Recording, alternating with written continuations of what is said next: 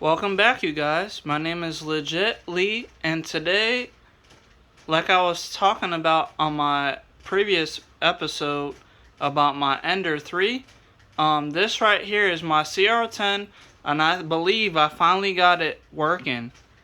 So this right here is the motherboard that comes with the cr10.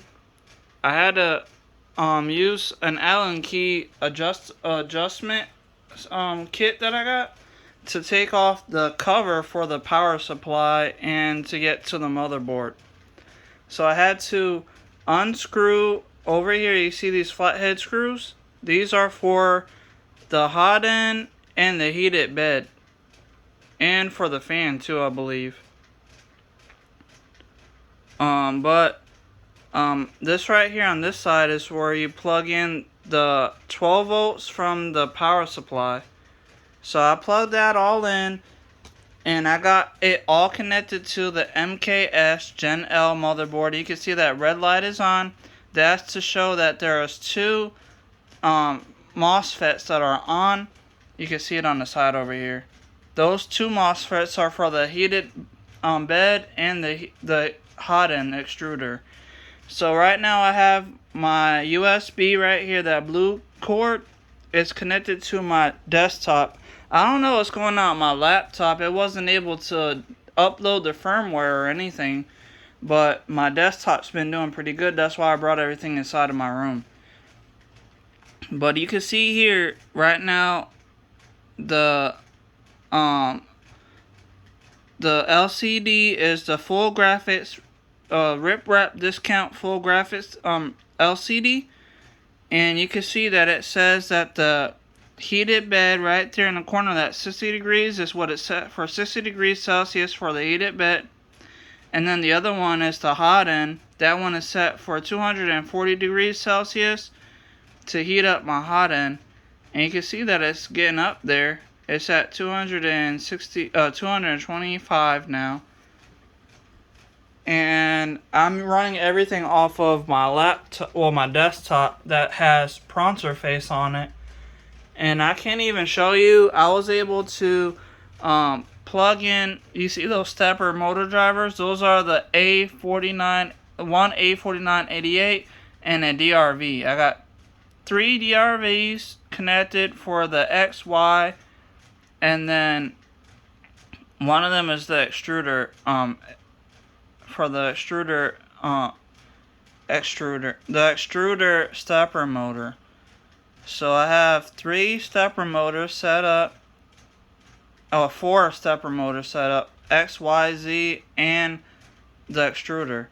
So all those are connected. I didn't really unplug any. I didn't like reattach any stepper motors or anything like that.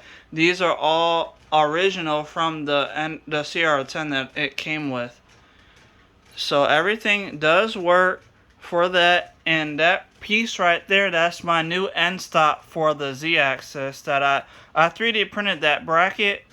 I designed it in Blender, and I had the Ender 3 printed out for me, and it does work. So I can show you that in the next episode to show you that the Z goes down and hits that end stop. And I can even adjust the height of the end stop just to make sure that it doesn't go too far down or not too far up. So that way when the extruder touches the printing surface, the heated bed, it'll be able to touch it pretty good. So I do have the ability to adjust the height, so I can bring it down if I need to, or bring it up if I need to.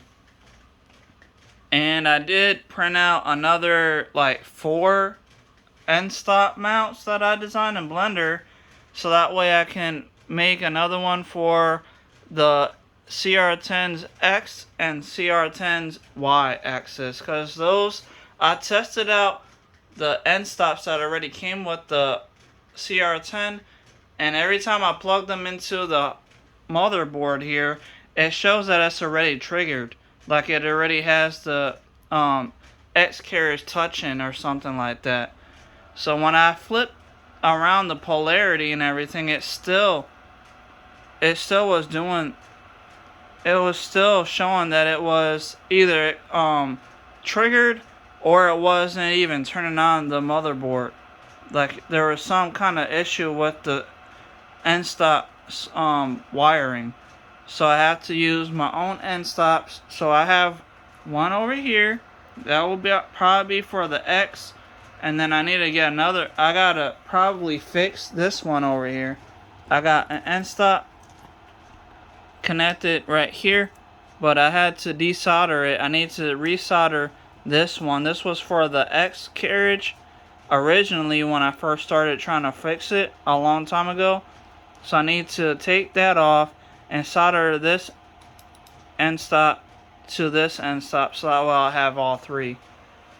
But as you can see, everything seems like it's heating. It heated up to 260 degrees Celsius, and I didn't have to mess with the hot end really. Like the hot end's thermistor works just like it should for, I guess, any motherboard too. So you can see that it's set for 230 degrees, and it does show the temperature.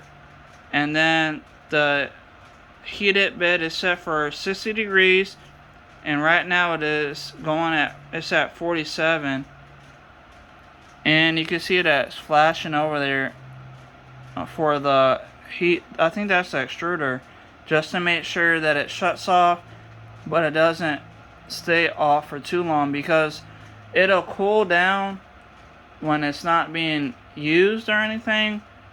And I don't have the fans running just yet, but I do want to test it out to make sure that my cooling fans do work, because I do have the Noctua fan right here, and then I got a cooling fan that I need to have installed and have those working. But so far everything seems to be working for the MKS Gen L motherboard for the cr10, and I have the full graphics display, and that uses a SD card. Like, if you could, I don't know if I could show you, hold